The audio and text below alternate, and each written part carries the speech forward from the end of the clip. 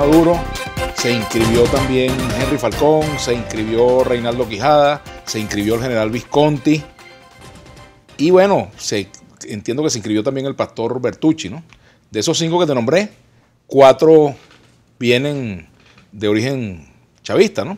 Aunque Henry Falcón tiene muchos años fuera del chavismo, pero de los ataques que ha recibido por parte de algunos sectores de la oposición, mucho tiene que ver con eso.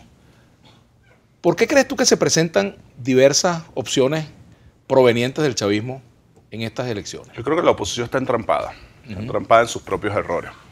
Ya no como actor político, sino como analista político tendremos que revisar, y al tiempo tendremos que dejar que pase un poquito para entender cómo una fuerza política es capaz de cometer tantos errores seguidos. Pero yo te pregunté primero por qué había esos candidatos. Creo que ese es el factor. O sea, que el hecho de que la oposición no participe, la oposición tradicional, creo que es producto de ese entrampe en el que se encuentra. Dos razones fundamentales. Ellos saben, en líneas generales, que sus errores le dan muy pocas posibilidades de ganar una elección. Ellos después, bueno, generan toda una argumentación, ¿no? Que son las condiciones, la seguridad que le dé el órgano electoral, pero cuando tú te vas al detalle, ¿a qué es lo que quieres? ¿No? Observación internacional aprobado, apertura del registro electoral, ok, que los centros electorales vuelvan a sus lugares tradicionales, también, que se abran los centros electorales internacionales, también, bueno, pero igual no participa. El problema de fondo es que no pueden ganar, y no pueden ganar porque cometen un conjunto de errores seguidos después que ganan la Asamblea Nacional, desde la prepotencia con la que llegaron a la Asamblea Nacional, sacando el cuadro de Chávez, te vamos a sacar en 6 meses, hasta, bueno, la guarimba, ir a la mesa de diálogo y no serle sincero a sus seguidores y decirles, sí, estamos en la mesa de diálogo y los seguidores después. Entonces, bueno, hay una gran parte de la población opositora que dice, no, lancen a quien lance, y eso, bueno, generó estas condiciones. Y el otro elemento es que yo creo que tienen muy poca autonomía, son muy dependientes de lo que diga hoy los Estados Unidos. Bueno, estos actores pareciera que tienen como más soberanía, más seguridad. Ojalá eso permita que surja una oposición más responsable, con un nuevo liderazgo, que apueste a la democracia, que apueste a la paz. Pero bueno, independientemente de lo que haga la oposición o deje de hacer, nosotros tenemos que concentrarnos en lo que nos toca hacer nosotros. Sin embargo, fíjate, hay algo que me llama la atención. ¿Por qué la oposición tiene que negociar condiciones electorales con el gobierno? No hay un poder electoral independiente que haga cumplir la ley. Me pregunto, ¿por qué tiene que ser eso producto de un acuerdo con el gobierno y no producto de unas condiciones dadas por un poder electoral? Ellos más que por un gobierno. Plantean que nos pongamos de acuerdo. Tiene que ser el gobierno el que decida si te doy unas mesas más o no te las doy. No es un tema como tú lo estás planteando, es un tema de acuerdo en cuáles reglas vamos para proponerla, que es parte de toda una negociación, que no es malo. No es malo, yo creo que tú has sido uno de los promotores que el gobierno y la oposición se encuentren, dialoguen, racionalicen la lucha. Lo malo es que tú no tengas autonomía, lo malo es que tú no seas sincero, lo malo es que tú te sientes como líder de un sector de la sociedad a discutir lo que quieras discutir, no le digas a tus seguidores, sí, yo estoy sentado con el gobierno discutiendo estos y estos temas, sino que vayas escondido, después se entere, después te van a decir, bueno, sí, yo estaba, pero no estaba, pero sí estaba discutiendo eso, porque eso al final trae como consecuencia que tus seguidores no te creen, y yo creo que en eso está entrampada la oposición hoy. A diferencia del chavismo, tú le puedes criticar al chavismo lo que quieras, pero no puedes negar que ha sido sincero en este tema, y en todos los temas. El presidente ha dicho, sí, yo quiero negociar, quiero sentarme, quiero hablar. Si es negociar con el imperialismo, con Trump, también, no hay problema. Y ha sido transparente con sus seguidores. Pues ¿el gobierno estaría dispuesto a negociar con Trump las condiciones electorales? No, el gobierno está dispuesto a sentarse a negociar con Trump y a hablar con Trump la soberanía del país. Nosotros tenemos que hablarla, tenemos que decirle, no te metas en los asuntos internos de Venezuela. Nosotros queremos tener una relación de respeto con todos los países del mundo, de respeto, de solidaridad. A nosotros nos encantaría tener una buena relación con los Estados Unidos. Ahora, lo que no nos pueden exigir para tener una buena relación es que nos arrodillemos. Lo que no nos pueden exigir para tener una buena relación con los Estados Unidos es que nos subordinemos a ellos. Eso no va a pasar nunca. Nunca. Ahora, hay temas, por ejemplo, que ha resentido algunos factores de la comunidad internacional que tienen que ver, algunos con las condiciones electorales, otros con temas de derechos humanos y otros, por ejemplo, de igualdad de condiciones a la hora de una participación. Me refiero, por ejemplo, al uso de los medios del Estado. ¿Qué cambio va a haber? Ayer me sorprendió ver que le dieron cobertura a la inscripción de Henry Falcón, pero... Claro. Tú hablas de la comunidad internacional, pero es una gran hipocresía, Vladimir.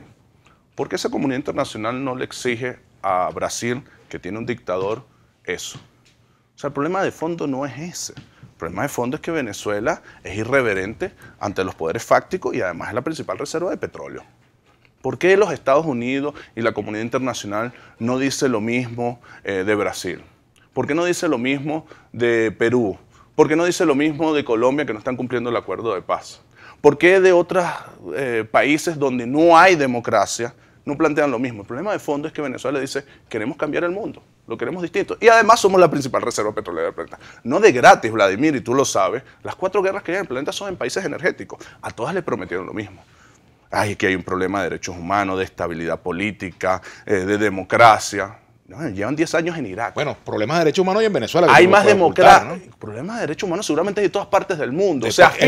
Te puedo poner un ejemplo que no es ni de la oposición. Te voy a poner el ejemplo, por ejemplo, un dirigente sindical. Déjame terminar la idea para que no te me vayas por los laterales. No, porque te estoy planteando un planteamiento geopolítico. Y yo creo que sería, que no es correcto llevarlo a un elemento puntual. O sea, Irak llevan 10 años. Hay más democracia, Vladimir. Hay más derechos humanos. ¿Hay más estabilidad? No, lo que hay es menos petróleo. Y hay todos los venezolanos, independientemente que tengamos diferencias, tenemos que tener conciencia y tenemos que tener unidad de decir, ya va, Venezuela puede haber cualquier problema, pero lo vamos a resolver nosotros. En paz, sin guarimba, sin intervención, sin violencia. Que es triste que el canciller de los Estados Unidos, el secretario de Estado y un senador hablen de la posibilidad de un golpe de Estado o de un bloqueo y la oposición se quede callada. No dijeron nada. Nada. No dijeron, no, yo no estoy de acuerdo con el presidente Nicolás Maduro, ni con el socialismo, ni con el bolivarianismo, pero nosotros somos políticos en Venezuela. Los problemas de Venezuela los resolvemos nosotros. No, se quedan callados. No tienen nada de autonomía. Nada.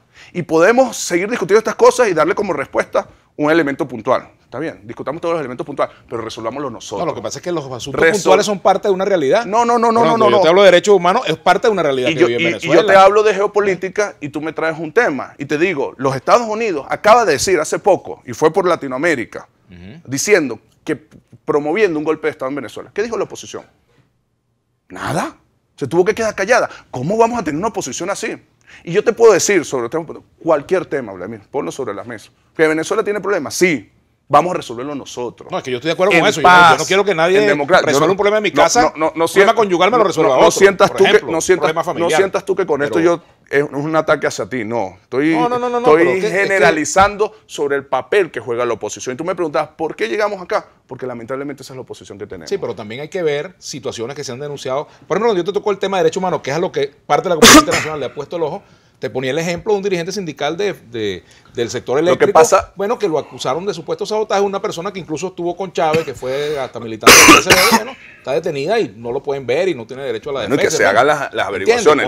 El hecho que haya estado con Chávez no es un cheque en blanco, ¿no? Lo es, pero el hecho de que él venga haciendo denuncias del 2014 tampoco es un cheque en blanco para que lo cataloguen de si alguien es responsable de algún sabotaje en este tema, tiene que asumir su responsabilidad. Hay que ver si y que se abran las averiguaciones. Hay que ver si es un aumentaje. Lo que yo no puedo aceptar es que tú me digas que la comunidad internacional se preocupa por los derechos humanos en Venezuela ingenuamente. No es verdad.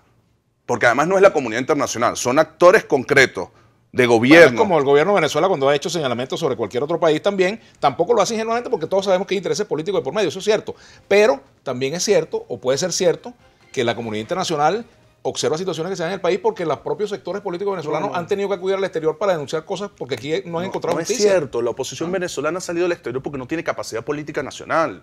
Porque ganan la Asamblea Nacional y se les va como agua entre las manos, porque llegan con prepotencia, porque cambian el discurso, porque no cumplen sus promesas, porque fueron engañando a la gente diciéndole, si votas por la Asamblea Nacional se acaban las colas. O porque al gobierno no le interesaba una Asamblea Nacional Autónoma tampoco. Y cuando llegaste a la Asamblea Nacional, le dijiste a la gente, creo que en este programa fue, no, eso era una campaña electoral, eso era marketing político. Y la gente va a decir, ¿qué es eso? Y se van quedando sin gente y lo llamas a la guarimba y a la violencia y tú no estás ahí y después te vas. Y mucha gente empieza a decir, ¿qué es eso? Al final, la oposición se reduce a pedir sanciones internacionales porque no tiene legitimidad nacional por sus propios errores, por la división entre sus liderazgos, porque cada uno, y tú lo sabes,